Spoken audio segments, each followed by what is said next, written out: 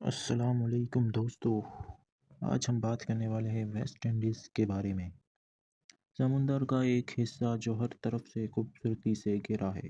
یہ جگہ صرف ایک ٹورزم اسپاٹ نہیں بلکہ ایک تاریخی کہانی ہے جو غلاموں کے دکھوں، آزادی کے جنگ، میوزک اور کرکٹ کا ایک جنون سمیٹے بیٹھا ہے۔ یہ ہے ویسٹ انڈیز۔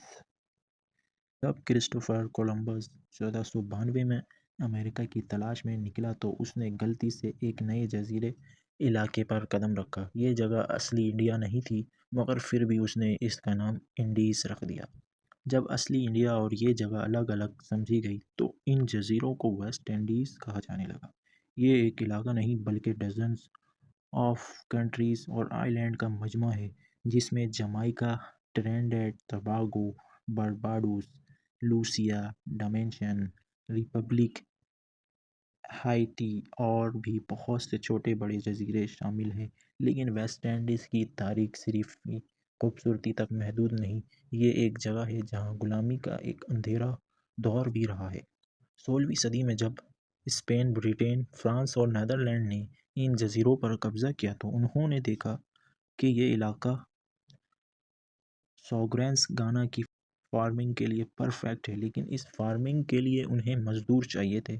یہاں کے لوگ تائنو اور کیریبیز یورپین بیماریوں اور جنگوں کی وجہ سے مرنے لگے۔ اس وجہ سے یورپینز نے افریقہ سے ملینز آف قیدی کو یہاں لانا شروع کیا۔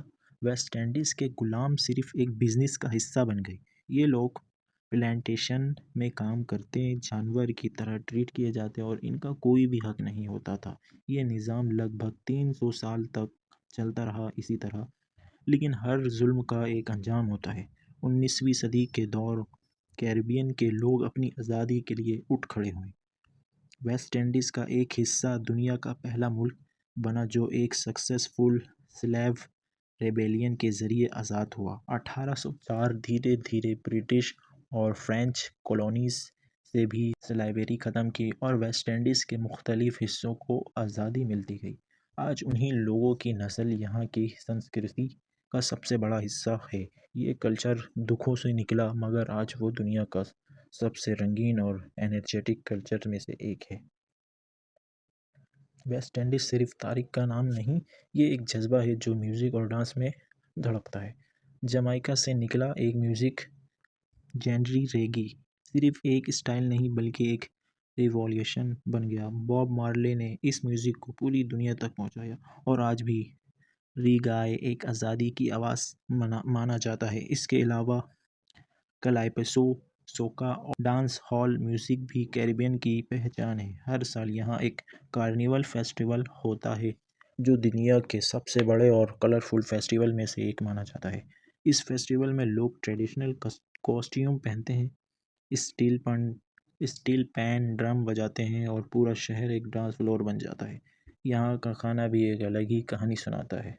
جیرک چکن جمائیکا، بابل ٹرینیڈاڈ اور فلائنگ فش بارباڈوس صرف ڈشز نہیں بلکہ ایک تاریخ کا حصہ ہے جو افریقن، انڈین اور یورپین فلیور کا مکس ہے۔ ویسٹ انڈیز صرف زمین پہ نہیں بلکہ سمندر کے اندر بھی ایک جنت ہے۔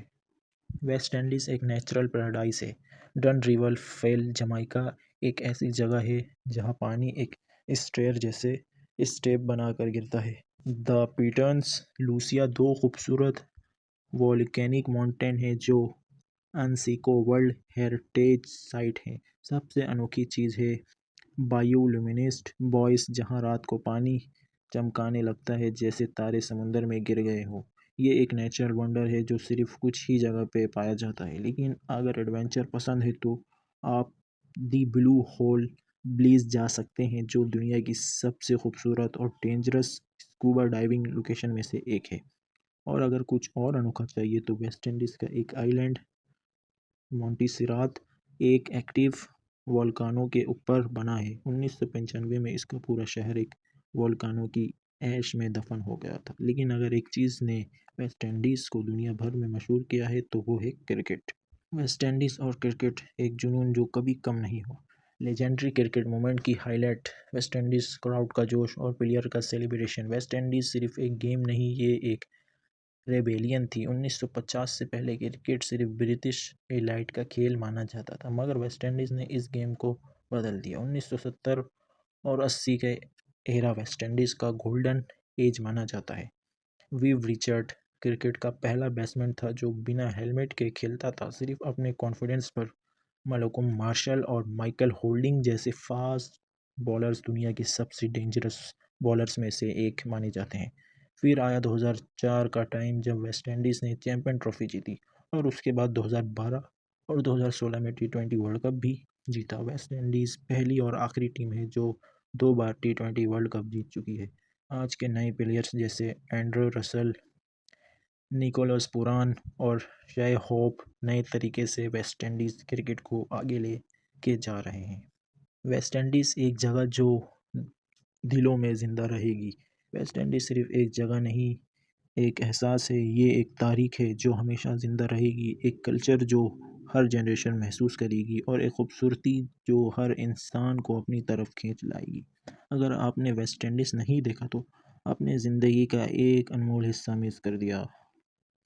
تو دوستو، اگر آپ کو یہ ویڈیو انفارمیٹیو اور اچھا لگا ہو اور آپ ویسٹ انڈیز جانے کا سوچ رہے ہیں تو آج ہی نکل جائیں، اور تب تک کے لیے ملتے ہیں اگلے ویڈیو میں۔ تب تک کے لیے اللہ حافظ۔